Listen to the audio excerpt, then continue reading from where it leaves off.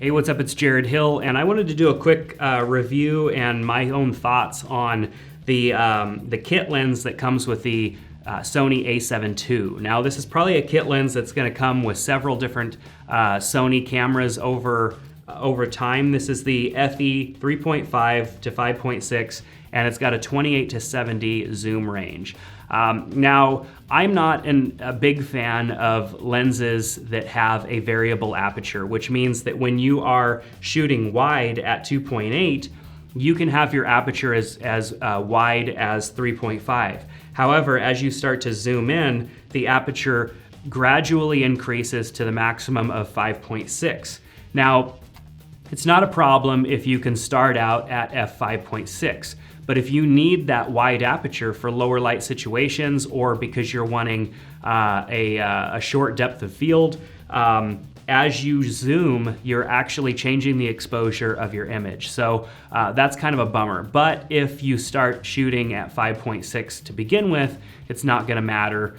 So it's not that big of a deal for people who shoot outdoors and in better lighting situations. Low light situations, kind of obnoxious. So the reason that I decided to order this camera with this lens as a kit is because I didn't have a whole lot of Sony lenses to begin with. I'm a recent convert, I think you could say, of the Sony full frame mirrorless platform. So I just had a couple of lenses, and I also have the A7S besides this A7 II. And so having a couple of extra lenses is what I was trying to achieve.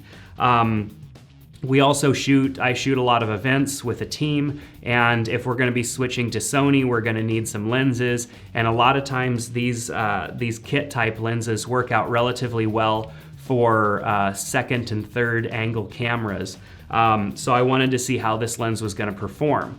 So when I first got it, I was just taking pictures with this camera just as you see it. Pulled the camera out of the box, put a card in it, started shooting with this lens, and ultimately I really liked the quality I was getting. I have always written off kit lenses because I come from a Canon background, and typically kit lenses from Canon are not really that good. Although the full frame kit lenses that you would get with Canon are a little bit better, but I don't have a whole lot of experience with kit lenses because I've usually just buy the body.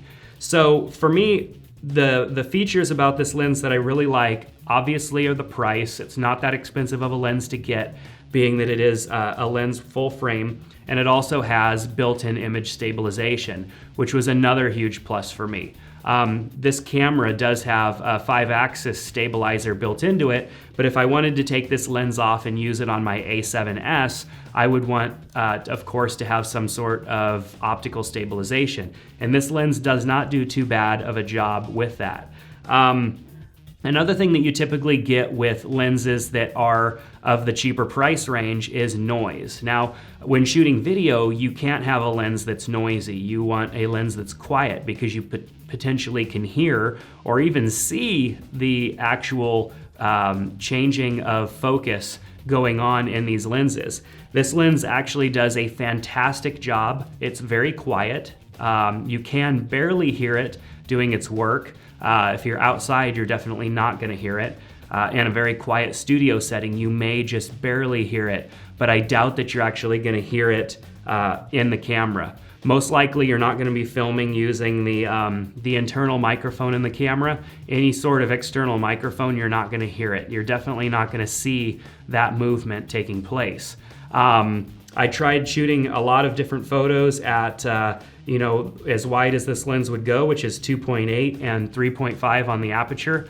In shooting landscapes and buildings, a little bit of distortion at the edges is what I was experiencing, which is kind of normal with lenses that are a little bit lower on the price range. You're gonna see a little bit of that distortion. However, Lightroom does have a profile now for this lens that corrects it. You just literally click auto in Lightroom and it will correct for that distortion. So that becomes not as big of an issue. Yes, it's nice to have a lens that takes perfect photos from the beginning, excuse me, so you don't have to actually make any changes in Lightroom. However, Lightroom does correct for that minimal distortion very well. when zoomed in at a maximum of 70 millimeters, it takes really good photos. They seem pretty sharp edge to edge. The contrast is really nice. It's a really, really good image that you're getting out of this lens, considering its low cost. One of the things that is a little bit different about this lens is that it's all at its shortest at about 42, probably 43 millimeters. So when you zoom to wide 28, it's extending. When you zoom all the way to 70, it's extending. However, it doesn't extend much. If you see here, at its full length, it's not a very long lens, which is a nice feature. I would rather have it do what it's doing than get extremely long when I'm zoomed out all the way or zoomed in all the way. So for me, I really like the way that this lens performs. It comes with a lens hood, also a lens cap. It accepts a 55 millimeter threaded filter, should you want to put a filter on the front of it. Overall, it's just a nice lens. It feels really good. For kit lenses, they usually they feel really loose, and it's just not a great experience. However, this lens just feels good in both manual focus and when zooming. It just is a nice experience, which I was pleasantly surprised considering the fact that it is a kit lens and it's not that expensive of a lens. So if you're looking to add a lens perhaps to a camera that you already have, this actually is a fantastic option. Of course, Sony does have a couple of other options in this range, such as some 24-70 lens and a couple of other options that are in that range that are on the higher end of the price point. However, for the price of this lens, it's definitely worth having in your bag. If you're trying to decide whether to buy this camera as a body only or as the kit, I recommend picking up this lens just because it takes such a good quality photo.